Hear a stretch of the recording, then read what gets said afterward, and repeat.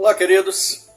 Trazendo aqui um relato bíblico que tem uma curiosidade que, uma certa ocasião, eu estava trabalhando no serviço de pregação com alguns irmãos e eu levantei essa pergunta, né? Claro que, naturalmente, alguns que não gostam muito de fazer questionamentos, rapidamente me criticou, né, pelo fato de fazer perguntas sobre assuntos que a Bíblia não é tão clara, né? Mas a gente sempre fica naquela curiosidade para tentar entender o porquê, o que, quando, como, entendeu? Bom, eu sempre tive esse hábito, acho que é saudável. E está relacionado com Daniel capítulo 10. Numa ocasião, lembrando só qual o contexto, né? Daniel, o profeta, vamos remontar, fazer um resumo rapidinho da vida de Daniel aqui. Daniel, o profeta, foi um dos nobres que foi levado no primeiro cativeiro de Babilônia. O que aconteceu? O Império Assírio tinha dominado as 10 tribos de Israel, né? As 2 tribos foram protegidas lá na época do rei Senaqueribe, e aí elas ficaram ali, na época do rei Ezequias, protegidas. Só que com o tempo a idolatria se intensificou no reino de Judá, que era de Judá e Benjamim. E aí o que aconteceu? Deus enviou ali os profetas Isaías, o profeta Jeremias, o profeta Miqueias, dentre outros, para poder avisar os reis para que eles acabassem com a idolatria. Caso contrário, o Império Babilônico, que tinha se levantado e acabado com o Império Assírio, se tornou potente no mundo todo e estava ameaçando a chegar lá na sede, na capital, em Jerusalém, onde ficava o templo e também o palácio, né, a sede do reino. Mas eles não aceitaram. Então o profeta Jeremias foi enviado para dizer para eles o seguinte, para o rei de Judá, que eles deveriam se entregar a Nabucodonosor, que era lá o imperador do Império Babilônico, dos caldeus. Eles acharam que Jeremias era um traidor, torturaram o profeta e aquela coisa toda. E aí o rei Nabucodonosor foi chegando com seu exército, dominando as cidades, né, cada vez mais se apropriando do espaço, e levou uma leva de cativos. De uma primeira vez, levou alguns sacerdotes, levou o profeta Ezequiel, que servia lá também no templo, levou Daniel, levou os 3 hebreus que antes não eram chamados Sadraque, Mesaque e Abednego. Esse nome foi dado a eles lá em Babilônia. E eles foram então levados no primeiro cativeiro. E só depois de um bom tempo é que Daniel teve as visões, o profeta Ezequiel, que estava já em Babilônia, teve as visões do que estava acontecendo lá em Jerusalém, da idolatria que continuava lá.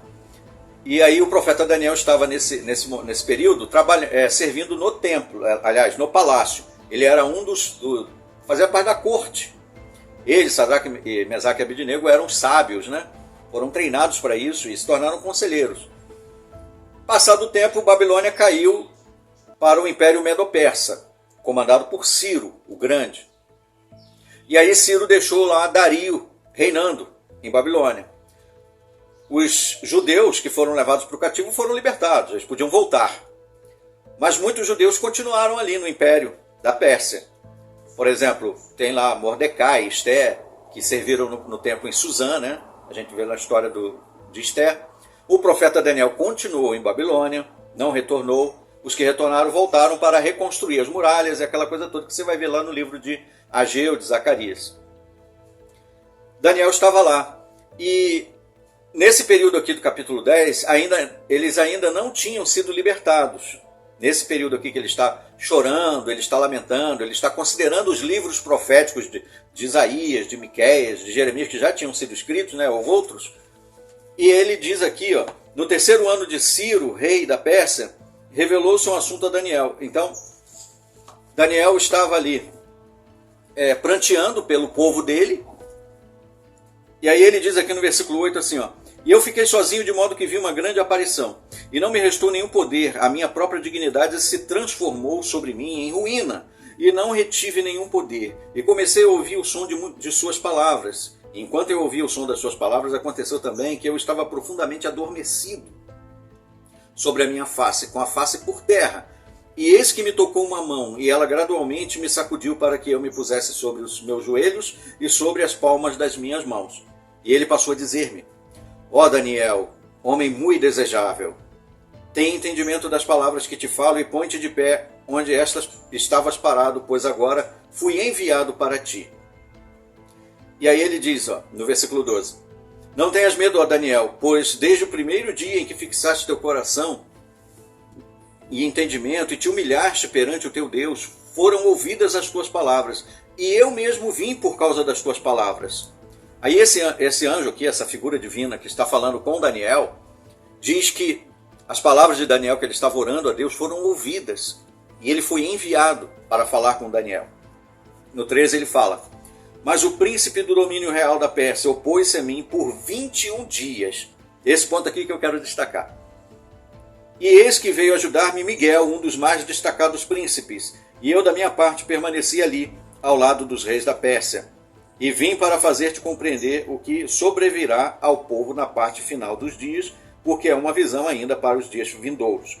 Aí lá no finalzinho, quando ele estava se despedindo, ele diz no versículo 21, no entanto, eu te contarei as coisas escritas na verdade, na escritura da verdade.